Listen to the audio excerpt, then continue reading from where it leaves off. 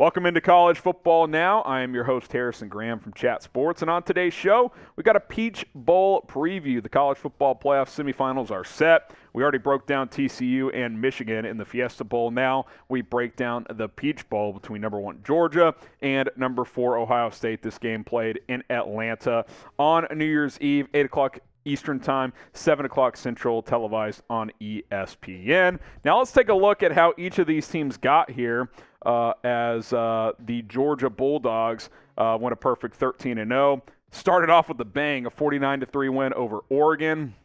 Took care of Sanford, blew out South Carolina, who ended up being pretty good by the end of the year. Then they kind of hit this lull for a few games. Kent State they messed around with for a while, only won that game by 17. Snuck by Mizzou, easily could have lost that game, but then they kind of kicked it into gear, crushed Auburn, shut out Vanderbilt, pulled away from Florida, took care of undefeated Tennessee at the time pretty easily, won at Mississippi State by 4 touchdowns. Then, Kentucky gives them a good fight, only beats them by 10, struggled for a half against Georgia Tech, but pulled away, and then blew out LSU. And you look at Georgia, and you're like, well, this team's been here. They've done that, right? Like, this is not new territory for that team. Let's take a look at the same for Ohio State, as the Ohio State Buckeyes went 11-1.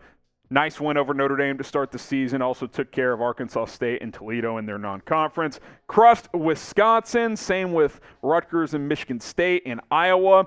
Penn State, that game was very tight for a while, but in the fourth quarter pulled away in that one, 44-31. Had a couple of tricky ones. Northwestern and Maryland in here. Those games were both tight throughout. Took care of Indiana. Then, of course, one of the more disappointing losses in recent memory for Ohio State, 45-23 loss at home to Michigan, which left them on the outside going into the championship weekend in the CFP, but Utah losing to USC, or Utah beating USC, opened the door for the Buckeyes to get back into the college football playoff. So who you got in this matchup? And then here in a second, we'll take a look at some key players, key matchups in this one, and then I will give you my score prediction at the end of the show. Type UGA for Georgia, type OSU for Ohio State. Who you got in the Peach Bowl? Let's take a look at Georgia's team statistics. I tried to say steam statistics for some reason. Top 11 in all 4 of these categories, right? Total offense, 7th in the country. Total defense, 9th. Scoring offense, 11th, just under 40 points a game. Number 2 scoring defense as well, less than 13 points per game. Ohio State raw statistics right there too, right? Total offense, 6th. Total defense, 12th, although I think they got a little exposed in that Michigan game. Number 2 scoring offense, number 13 scoring defense.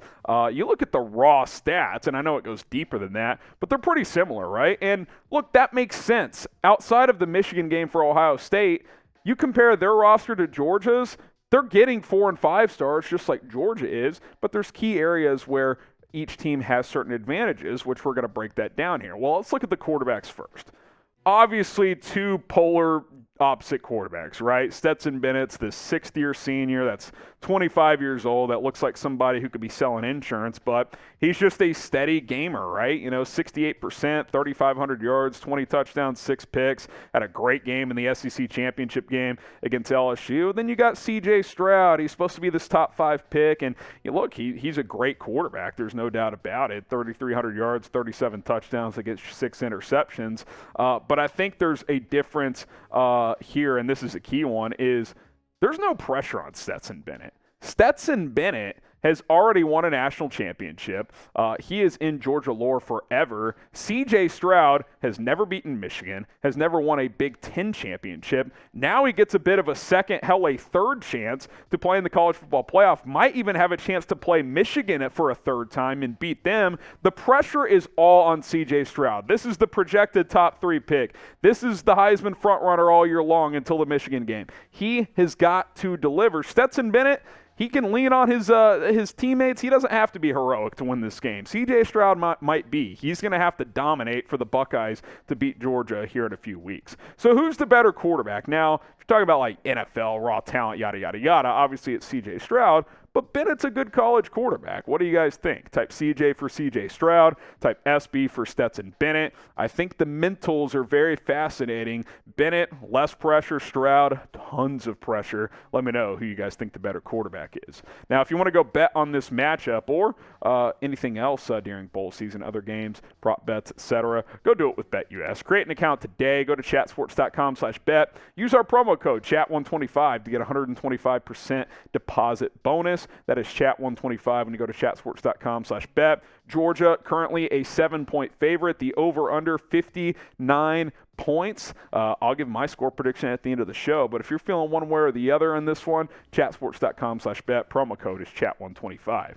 Let's take a look at the running backs for each of these teams, as neither has like a true lead back. Kenny McIntosh, certainly Georgia's leading rusher, but they split carries a decent amount there, as McIntosh has 709 yards and 10 touchdowns. DeJuan Edwards, 681 yards and 7 scores. Kendall Milton, 533 yards, 6 touchdowns. So they kind of go 3 deep there. Ohio State, some due to injury, they go 3 deep as well, as Mayan Williams and Travion Henderson have both been banged up, especially Henderson. Williams, 13 touchdowns, 817 yards, leads the team. Henderson, 571 and 6 touchdowns. Then Dallin Hayden, the Arizona State transfer, who's really come on late in the year, 510 yards and 5 touchdowns. I'll say this. We know Georgia's going to be balanced. Ohio State needs to find some balance to win. They didn't have enough of that against Michigan.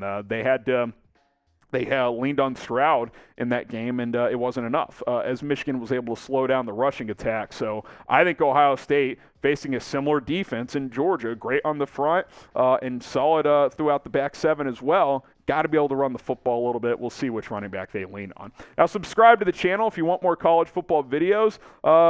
You can find them here at Chat Sports, 100% free.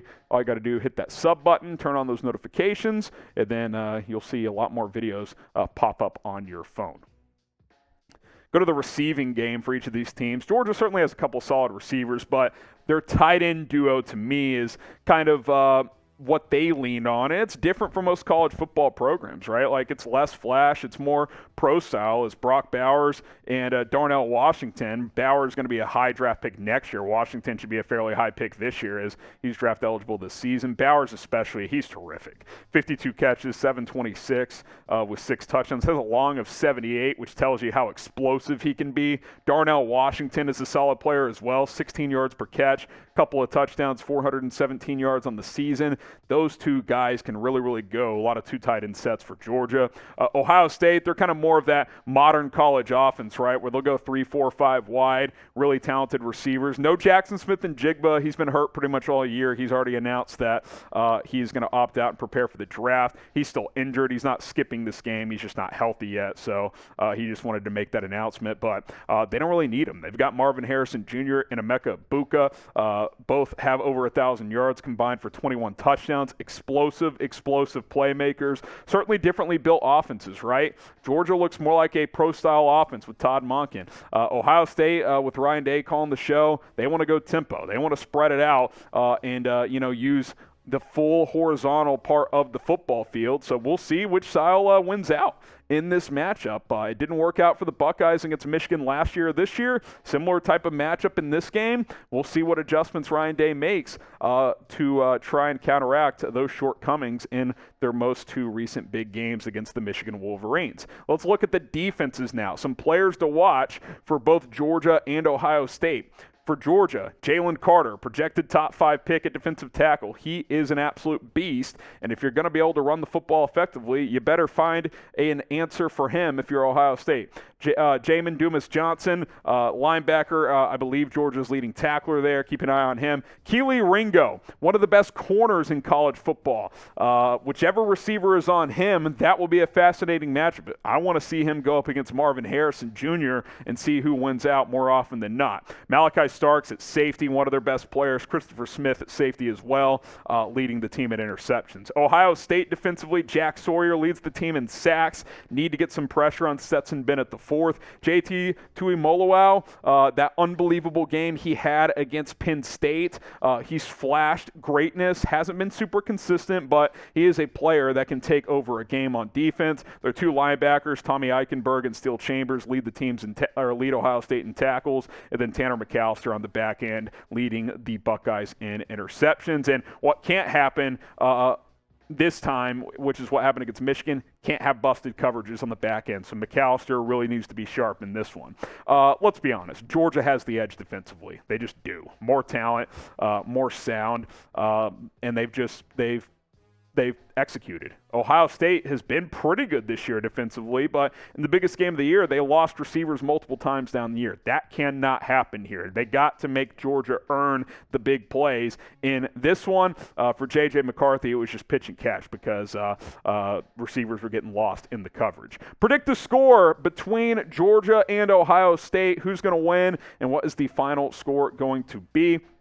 We'll do another preview video of both the CFP games as we get closer to the matchups in late December. But my early prediction here is I do think this will be a good game. I think Ohio State could win this game, and I might even eventually end up picking them.